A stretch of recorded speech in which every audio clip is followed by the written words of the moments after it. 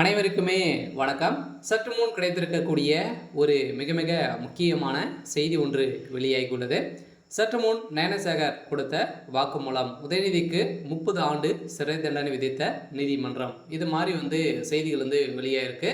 இப்போ பார்த்தீங்கன்னா அனைவருக்குமே தெரியும், நயனசேகர் அவர்களுக்கு ஆயுள் தண்டனை விதித்திருக்காங்க அப்படின்றத. ஸோ அனைவருக்குமே தெரியும், நீதிமன்றம் பார்த்தீங்கன்னா நேற்று இறுதி தீர்ப்பு வழங்கியிருந்தாங்க.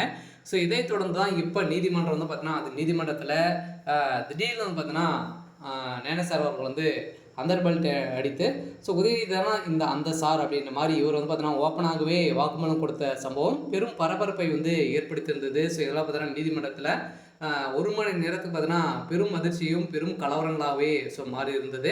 இந்த கலவரத்தின் அடிப்படையில் அதிரடியாக பார்த்தீங்கன்னா நயனசேகர் அவர்கள் பார்த்தீங்கன்னா கொலை செய்ய முயற்சி செய்த சம்பவம் அதிர்ச்சியை அளிச்சிருக்கு. ஸோ இந்த நேரம் தான் அதிரடியாக இப்போ உதயநிதி ஸ்டாலின் அவர்களுக்கு பார்த்தீங்கன்னா இதில் உறுதுணையாக இருந்த உதயநிதி ஸ்டாலின் அவர்களுக்கு இவருக்கு மீண்டும் ஒரு 30 ஆண்டுகள் சிறை தண்டனை விதிக்க போகிறதாக இப்போ நீதிமன்றம் ஒரு அதிர்ச்சியான தகவல் பார்த்தீங்கன்னா வெளியாகி வருது. சில இந்த அண்ணா பல்கலைக்கழகத்தில் நடந்த பாலியல் தொந்தரவின் அடிப்படையில் குற்றவாளியாக கைது செய்யப்பட்ட நயனசேகர் அவர்கள் பார்த்தீங்கன்னா இவர் அடிப்படை உறுப்பினராக திமுகவுடைய அடிப்படை உறுப்பினராக கூட இல்லை அப்படின்ற மாதிரி நிறைய அமைச்சர்கள் பார்த்தீங்கன்னா சொல்லி இவர் அனைவருமே எதிர்கட்சி தலைவர்கள்லாம் பார்த்தீங்கன்னா இவர் முக்கிய புள்ளியாக இருக்கக்கூடிய அனைத்து எவிடன்ஸ்களும் காட்டியிருந்தாங்க.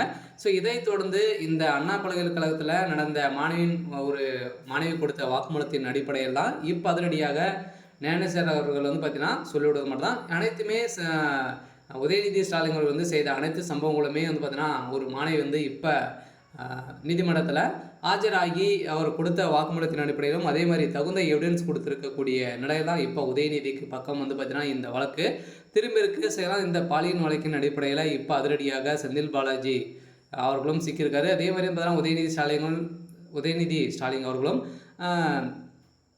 அமைச்சர் சுப்பிரமணியன் அவர்களும் முக்கிய புள்ளியாக எவிடன்ஸாக சிக்கியிருக்காரு. சொல்ல பார்த்தீங்கன்னா இவருக்கு ஏற்கனவே அண்ணா பல்கலைக்கழகத்தில் நடந்த பாலியல் தொந்தரவு கொடுமையின் அடிப்படையில் ஸோ இவருக்கு பார்த்தீங்கன்னா நயனசேகர் அவர்களுக்கு 90,000 ரூபாய் பார்த்தீங்கன்னா அபராதம் விதித்துள்ளது.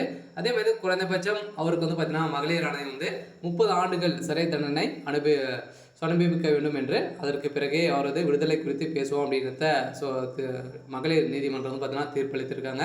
ஸோ இந்த தீர்ப்பின் எதிர்த்து தான் பார்த்தீங்கன்னா இப்போ அதிரடியாக இதன் அடிப்படையில் இவருடைய கதை ஒட்டுமொத்தமாக முடியக்கூடிய நிலை தான் திமுக செஞ்சுருக்காங்க. இதன் அடிப்படையில் தான் இப்போ நயனசேகர் அவர்கள் கொடுத்திருக்கக்கூடிய வாக்குமூலத்தின் அடிப்படையில் உதயநிதிக்கும் அவருடைய கதையும் முடிய போகுது. பார்த்தீங்கன்னா மாணவி கொடுத்த ஆதாரத்தின் அடிப்படையிலும் நயனசேகர் அவர்கள் கொடுத்த ஆதாரத்தின் அடிப்படையில் தான் இப்போ உதயநிதியுடைய கதை முடிய போகுது.